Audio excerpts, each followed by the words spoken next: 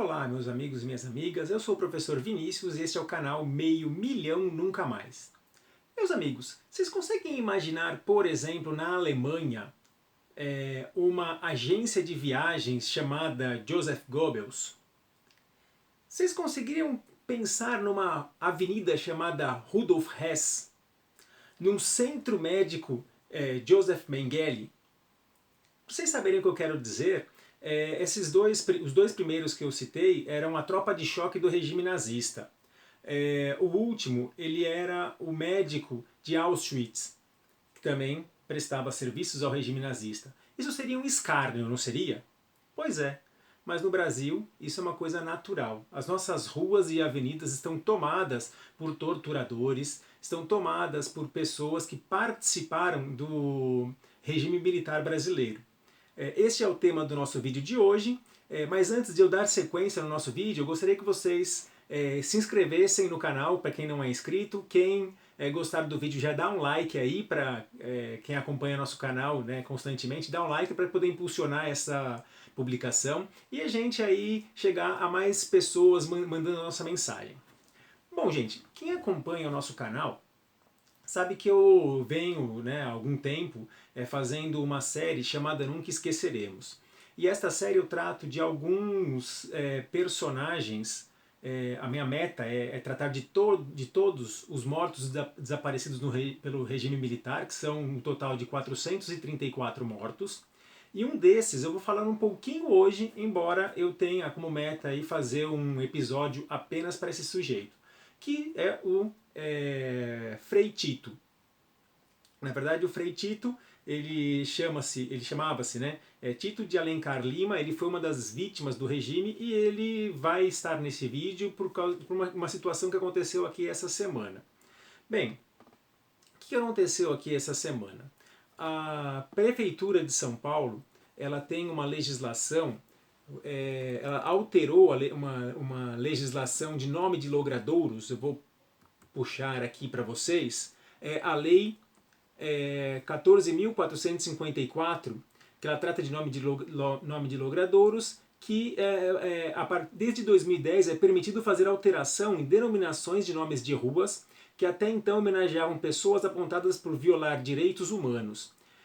Uma cidade grande como São Paulo, infelizmente, ela está tomada por nomes de ruas de torturadores, de pessoas que participaram de forma direta do regime de exceção, que foi o regime militar.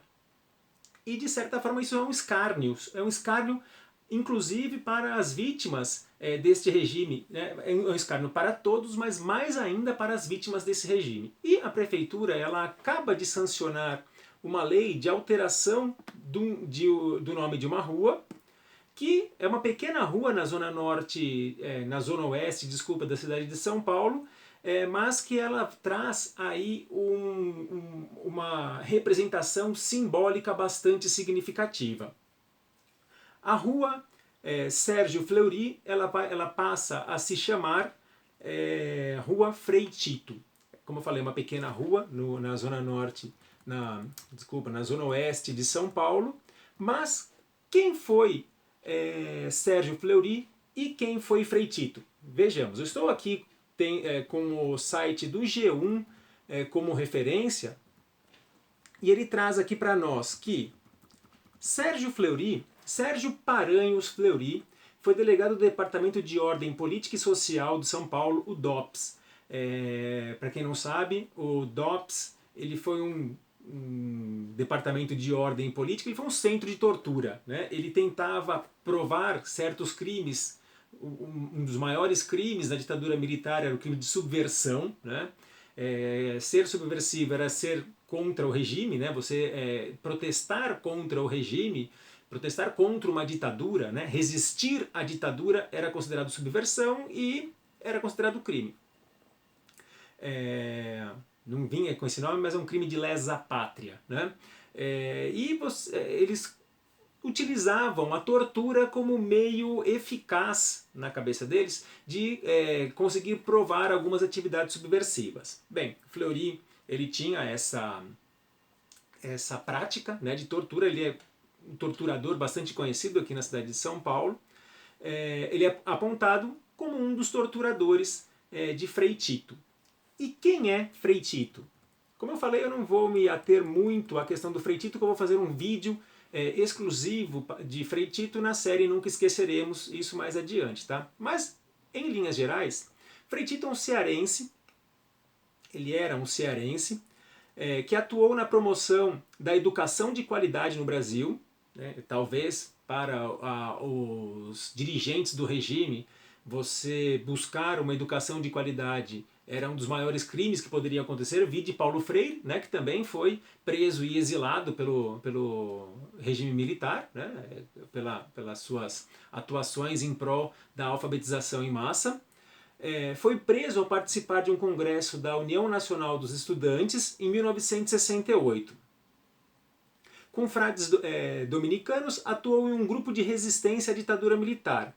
Chegou a ser deportado e acolhido na França, mas não resistiu aos danos psicológicos causados pelo período da tortura e cometeu suicídio em 10 de agosto de 1974. Segundo a Comissão Nacional da Verdade, o Frei Tito ele é considerado uma das vítimas do regime militar, porque, embora ele tenha tirado a sua própria vida, esse suicídio ele acontece em decorrência de danos psicológicos que aconteceram por conta do período em que ele foi torturado, que ele foi preso e que foi torturado. Ele nunca conseguiu se recuperar desses danos psicológicos, né? Então isso fica um pouco de alerta, né? Quem aí que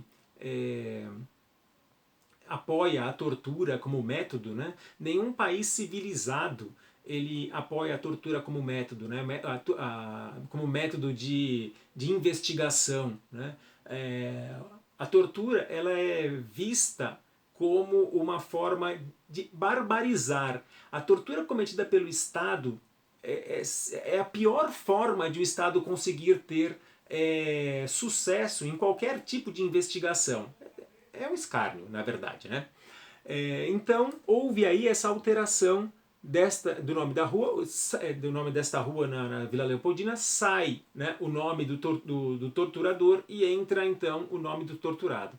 Essa não é a primeira vez que isso acontece na cidade de São Paulo. Em 2016, um projeto-lei ele já havia alterado o nome do elevado Costa e Silva. Para quem não conhece, para quem não é de São Paulo, para quem não conhece a cidade de São Paulo, o elevado Costa e Silva ele é o conhecido Minhocão, né? O Minhocão é uma obra mal feita, que foi feita no centro da cidade de São Paulo, é uma via elevada que corta uma avenida chamada Amaral Gurgel, corta todo o centro da cidade de São Paulo, levando até a Zona Oeste. Foi uma das obras feitas pelo ex-prefeito Paulo Maluf que contribuíram na degradação do centro da cidade de São Paulo. Esse elevado, ele nasceu com o nome de elevado Costa e Silva. Vale lembrar que Costa e Silva foi um dos presidentes da ditadura e um dos articuladores do golpe de Estado. Na época que o prefeito da cidade era o Fernando Haddad, de 2013 a 2016, já no último mandato do Fernando Haddad, ele conseguiu a aprovação da Assembleia, da Câmara Municipal para a alteração do nome do elevado Costa e Silva para elevado João Goulart. É mais uma troca simbólica, né? O efeito simbólico desta troca de nomes ele também é bastante significativo, porque você tira o nome de um articulador do golpe militar, né? Um articulador daquele que ajudou a começar todo esse período de exceção e troca pelo nome do presidente que foi deposto por este golpe militar. A ideia aqui não é apagar a história. A ideia aqui talvez seja fazer o que os alemães fizeram na Alemanha. A ideia após o fim do nazismo na Alemanha, a ideia dos alemães, né, não era apagar o nazismo da história alemã, mas era um processo que eles chamaram de desnazificação. Ou seja, a gente tem que lembrar esta história de crueldade feita pelos fascistas, nazifascistas, né, contra o próprio povo alemão, para que isso não volte a acontecer. E na a forma com que eu vejo que a cidade de São Paulo está tratando esse assunto também acredito que seja nesta mesma linha, né? Não homenagear os torturadores, né, os agentes do regime, tampouco esquecer que ele existiu, né? Mas pensar que este regime ele foi uma coisa ruim, tanto do ponto de vista dos direitos humanos, quanto do ponto de vista social, do ponto de vista identitário, do ponto de vista político, e é uma coisa que não pode voltar a acontecer. Ter memória, ter uma memória ativa de um regime de exceção e que ele passou e não deve retornar. Por isso que essas pessoas não podem ser homenageadas. Elas têm que entrar para a porta dos fundos da história, né? Mas não podem ser esquecidas, porque esse torturador tem que sempre ser lembrado de que não é torturando que a gente constrói uma nação melhor. Hoje eu fico por aqui. Muito obrigado por ter assistido esse vídeo até o final. Mais uma vez eu peço, não esqueçam de dar o seu like. Quem não for inscrito no canal, inscreva. Estamos aguardando, né, estamos esperando você no nosso próximo encontro, que possivelmente acontecerá semana que vem. Até a próxima então, e tchau!